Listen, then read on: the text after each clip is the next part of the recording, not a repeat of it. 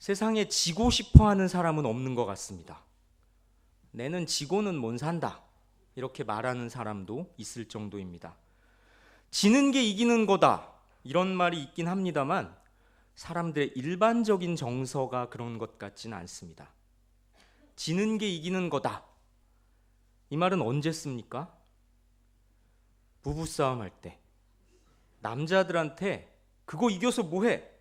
보통 이렇게 말하곤 하죠. 아닙니까? 사람들은 누구나 이기고 싶어 합니다. 이기는 습관이라는 유명한 책이 있을 정도였습니다. 책의 내용은 한마디로 어떻게 하면 마케팅에 성공할 수 있을 것인가? 어떻게 하면 비즈니스의 세계에서 경쟁자들을 물리치고 1등을 할 수 있을 것인가? 이런 내용을 담고 있습니다. 현대사회가 얼마나 치열한 경쟁 사회입니까? 당장 TV만 틀어도 알 수가 있습니다. 오디션 프로가 인기를 끌죠? 어떤 내용입니까? 사람들 앞에서 너의 노래 실력, 춤 실력, 외모, 끼를 마음껏 발산해라. 그래서 경쟁자들을 물리치고 살아남아라. 이겨야 한다. 이렇게 세상은 우리 모두를 부추기고 있습니다. 그런데 성경도 우리 신앙인들에게 이기라고 말하고 있습니다. 그런데 세상이 말하는 이기는 것과는 다른 의미의 이김입니다. 요한계시록 2장 11절 다시 한번 읽겠습니다. 화면을 띄워주시겠어요? 혹시 함께 읽습니다. 시작. 귀 있는 자는 성령이 교회들에게 하시는 말씀을 들을지어다. 이기는 자는 둘째 사망의 해를 받지 아니하리라. 여기 나오는 건가요? 네. 여기서 둘째 사망이란 하나님의 최종 심판을 말합니다. 인간은 누구나 한 번은 죽지 않습니까? 그 육체적 죽음이 첫째 사망이고요. 둘째 사망은 불신자들, 그리고 신앙을 버린 배교자들이 당할 최종 심판을 말합니다. 그런데 이기는 자는 최종 심판을 당하지 않을 거라고 합니다. 그러면 대체 여기서 이기는 자는 누구일까요? 바로 앞 구절을 살펴보겠습니다. 8절과 9절 화면에 좀 띄워주시겠습니까? 함께 읽습니다.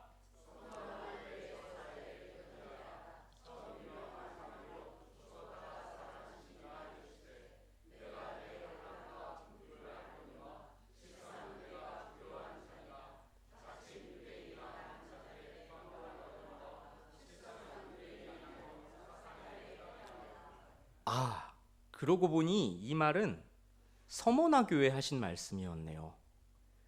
우리 주님께서는 서머나 교회에 이렇게 말씀하셨습니다. 뭐라고? 인내하며 이기라. 성도 여러분, 교회에 하신 말씀이 그저 그런 축복이 아니라 이기라는 겁니다. 교회는 싸우는 곳입니다. 이 세상과 하나님을 대적하는 악한 권세와 맞서 싸우는 사람들이 모인 곳입니다. 그런 성도들 되시길 축복합니다. 그런데 싸우라니, 서머나 교회는 형편이 어땠길래 싸워야 했을까요? 9절 다시 한번 보겠습니다. 제가 읽어볼게요. 내가 내 환난과 궁핍을 알거니와 실상은 내가 부요한 자니라. 자칭 유대인이라 하는 자들의 비방도 알거니와. 서머나 교회는 환난과 궁핍 중에 있었다고 합니다. 왜 그랬을까요? 왜 환난과 궁핍 중에 있었을까요? 예수 믿는 신앙 때문에 사람들로부터 핍박을 받았고 가난해졌던 겁니다. 그냥 가난한 게 아니라 신앙 때문에 손해를 감수하느라 가난해졌다는 겁니다. 성도 여러분, 이게 무슨 말일까요? 요한계시록 당시에 로마 제국은 자기네 황제를 섬기라고 강요했습니다. 여호와 하나님이 아니라 로마 황제를 신처럼 섬기라고 겁박했던 겁니다. 그리고 말을 듣지 않으면 죽이기까지 했습니다. 유대인들은 또 어땠을까요? 기독교를 배척하고 기독교인들을 비방하고 괴롭혔습니다. 기독교인들은 일터에서 쫓겨나기도 하고 당시의 문헌을 보면 재산을 압류당하기도 했다고 합니다. 서머나 교회 성도들은 신앙을 지키기 위해 온갖 불이익을 감수했고 그 결과 가난하고 어려운 지경에 처했던 겁니다. 그런데 우리 주님께서 서머나 교회에 뭐라고 말씀하셨나요? 내가 너의 환난과 궁핍을 알거니와 실상은 내가 부요한 자니라. 주님께서는 서머나 교회를 부요하다 말씀하십니다.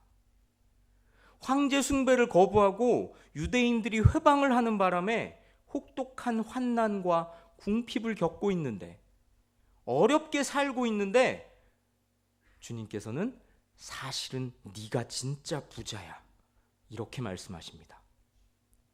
이게 무슨 뜻일까요? 주님이 서머나 성도들의 수고를 알아주시고 그들을 인정해 주신 겁니다. 신앙 때문에 어려움을 겪는 중에도 주를 향한 충절을 지켰기에 부요한 자라고 인정해 주신 겁니다. 성도 여러분, 우리 주님은 그런 분임을 믿으시기 바랍니다. 그 주님을 우리 교회에, 우리 인생의 주인으로 모실 때에 신앙 때문에 어려움을 겪을지라도 신앙을 버리지 않고 주님 편에 설 때에 우리 주님께서 우리 수고를 알아주시고 우리와 함께 해 주십니다. 서머나 교회는 가난하고 핍박받던 약하고 작은 교회였지만 우리 주님께서는 그 서머나 교회가 사실은 부요한 교회라고 인정해 주셨습니다. 그러니 주님 편에 서지 않는 교회라면 세상 부와 권력을 다 가졌을지라도, 아무리 으리으리하고 근사한 인테리어를 한 예배당에 있는 교회일지라도, 식당이 너무나 쾌적하고 편리하고 주차장은 백화점과 같을지라도 주님 편에 서지 않는 교회라면 가난한 교회입니다. 사뎃교회라는 곳도 있었습니다. 주님께서 사뎃교회한테는 뭐라고 하셨을까요? 3장 1절 화면 보셔도 좋고요. 함께 읽겠습니다. 사뎃교회 사자에게 편지하라. 하나님의 7 영과 7 별을 가지시니가 이르시되 내가 내 행위를 아노니 살았다 하는 이름은 가졌으나 죽은 자로다. 사뎃교회는 명목상의 교회일 뿐 실상은 죽은 자와 마찬가지였다고 합니다. 겉은 활기차고 화려해 보였지만 속은, 영적인 상태는 고갈되고 피폐해져 있었습니다. 사랑하는 성도 여러분, 이런 교회, 이런 성도는 되지 말아야 합니다. 우리 주님께서는 허울 좋은, 명성만 남은 교회를 향해서 죽었다고 말씀하십니다. 그런데 사뎃교회 성도 모두가 죽은 자는 아니었습니다. 3장 4절과 5절 함께 읽겠습니다. 시작. 그러나 사대에 그 옷을 더럽히지 아니한 자 몇 명이 내게 있어 흰 옷을 입고 나와 함께 다니리니 그들은 합당한 자인 연고라. 이기는 자는 이와 같이 흰 옷을 입을 것이요 내가 그 이름을 생명책에서 결코 지우지 아니하고 그 이름을 내 아버지 앞과 그의 천사들 앞에서 시인하리라. 사뎃교회 성도들 중에 옷을 더럽히지 않은 몇 명이 있었다고 합니다. 옷이 뭘까요? 옷은 예나 지금이나 그 사람의 신분을 상징합니다. 지금도 경찰관은 제복을 입어서 자신이 경찰관이라는 걸 드러냅니다. 성가대도 가운을 입어서 자신이 성가대원임을 나타내죠. 그러니 옷을 더럽히지 않았다는 건 그리스도인으로서의 신분을 지켰다는 겁니다. 환난과 핍박과 어려움과 유혹 속에서도 타협하지 않고 그리스도인답게 신앙의 정절을 지켰다는 겁니다. 이렇게 신앙의 정절을 지킨 소수의 사람들을 가리켜 몇 명이라고 하죠? 소수의 사람들을 가리켜 5절은 뭐라고 합니까? 이기는 자. 우리 주님께서 이기는 자에게 흰옷을 입혀주시겠다고 합니다. 흰옷이란 우리 주님께서 주실 영광스러운 신분을 상징합니다. 주님께서 우리 이름을, 이기는 자의 이름을 결코 생명책에서 지우지 않으시고 하나님 아버지와 천사들 앞에서 시인하실 겁니다.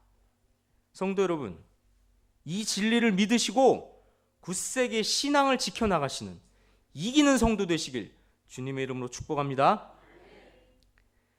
사대교회에 이어서 빌라델비아 교회에도 계시의 말씀을 주십니다. 뭐라고 하셨을까요? 7절과 8절 함께 읽겠습니다. 빌라델비아 교회의 사자에게 편지하라.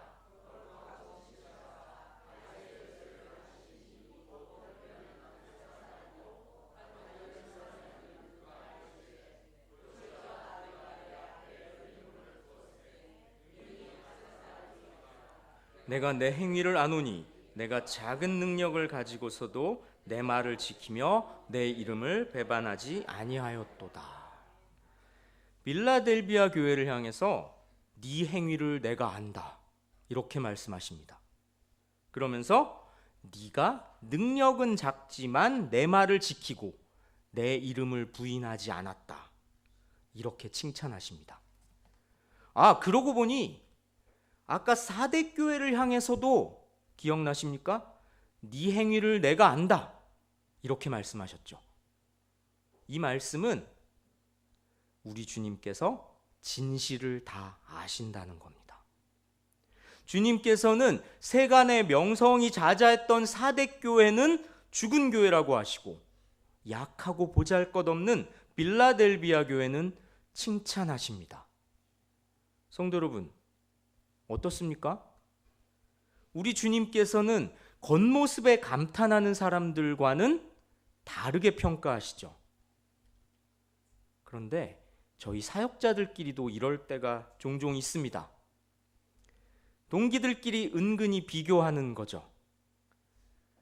A 목사는 성도가 몇천 명, 몇만 명 되는 큰 교회에서 일한다더라. B 목사는 저기 지방 어딘가 이름도 없는 교회, 성도도 몇 명 안 되는 내비 찍어도 나오지 않는 그런 교회에 있다더라. 이렇게 이야기하곤 합니다. 그런데 성도들도 그런 것 같습니다. 내가 초대형 교회 수석장로야. 내가 텔레비 나오는 저 유명한 C 목사랑 식사도 자주 하고. 우리는 어쩔 수 없이 인간적인 눈으로 평가할 때가 있는 것 같습니다. 그런데 우리 주님께서는 내가 네 행위를 안다, 사람들의 평가 기준과는 다르다고 하십니다. 성도 여러분, 진실을 다 아시는 주님 앞에 우리는 어떤 모습입니까? 초대형 교회, 유명한 교회 성도라는 게 그 사람의 신앙을 보증해 주지 못하죠. 우리 주님께서는 능력이 작을지라도 주님을 배반하지 않는 진짜 교회, 참 성도를 인정해 주십니다.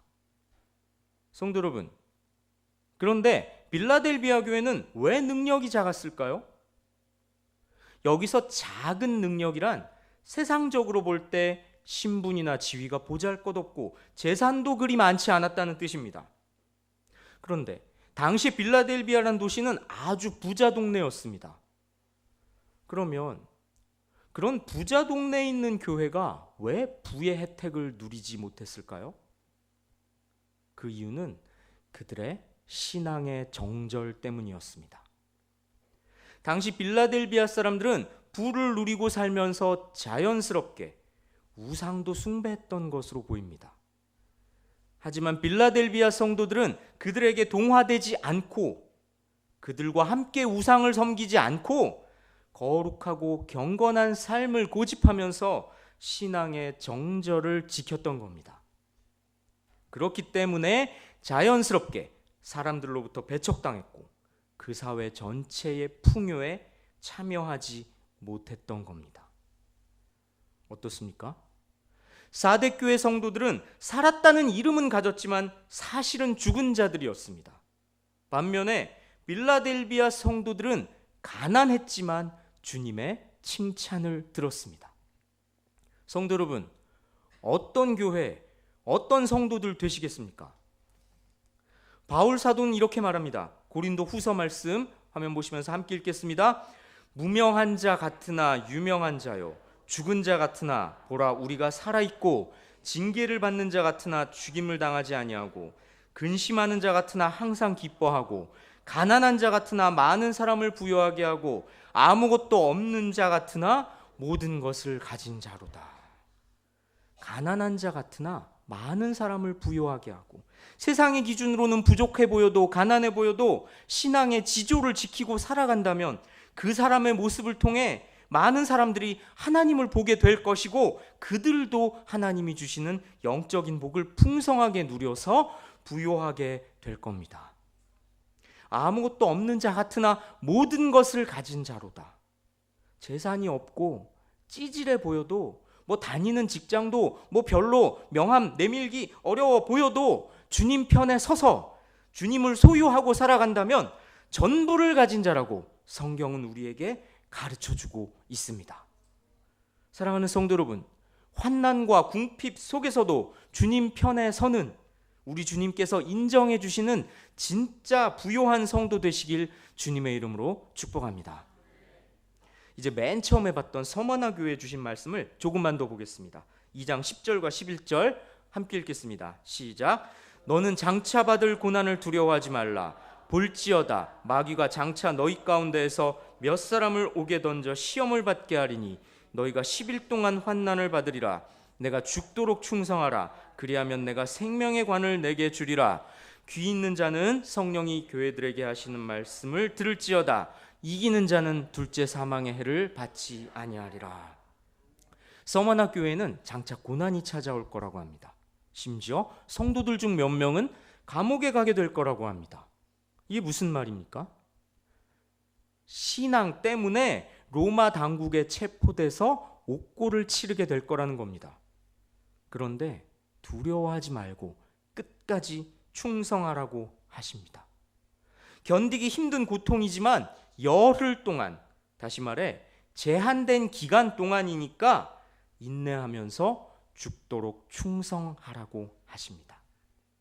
신앙을 위협하는 시험의 때를 견딘다면 영원한 생명과 안식을 얻을 거라고 약속해 주십니다. 그리고 그런 자가 이기는 자라고 분명하게 말씀하십니다. 사랑하는 성도 여러분, 주님을 위해 받는 고난은 반드시 끝이 있고 그 끝에는 영광스러운 생명의 관이 준비되어 있음을 믿으시고 어려움 속에서도 신앙을 지키시는 이기는 성도 되시길 주님의 이름으로 축복합니다. 마지막으로 버가모 교회에게 주신 말씀을 보겠습니다. 2장 12절 13절 함께 읽겠습니다. 버가모 교회 사자에게 편지하라. 좌우에 날선 검을 가지신 이가 이르시되 내가 어디에 사는지를 내가 아노니 거기는 사탄의 권자가 있는데라. 여기까지 읽겠습니다. 좌우에 날선 검처럼 심판의 권세를 가지신 예수님께서 말씀하십니다. 로마의 칼과는 비교할 수 없는 권세를 가지신 우리 주님께서 버가모 교회를 칭찬하십니다. 뭐라고 하십니까? 내 충성된 증인 안디바가 너희 가운데 곧 사탄이 사는 곳에서 죽임을 당할 때에도 나를 믿는 믿음을 저버리지 아니하였도다. 순교의 가능성이 현실로 다가올 정도로 박해가 거세질 때에도 믿음을 버리지 않았다는 겁니다. 그런데 버가모는 어떤 곳이었습니까? 말씀을 보니 거기는 사탄의 권자가 있는 데라. 사탄의 권자는 거대한 제우스 신전을 가리키는 것으로 보입니다. 버가모에 널리 퍼져 있는 우상 숭배와 황제 숭배를 빗댄 말이죠. 여호와 하나님이 아니라 우상을 섬기라고, 로마 황제를 섬기라고 강요하는 세상에서 기독교인으로서 산다는 건 목숨을 거는 일과도 같았습니다. 하지만 버가모 성도들은 주님을 향한 믿음을 저버리지 않았습니다. 성도 여러분, 오늘날도 마찬가지입니다.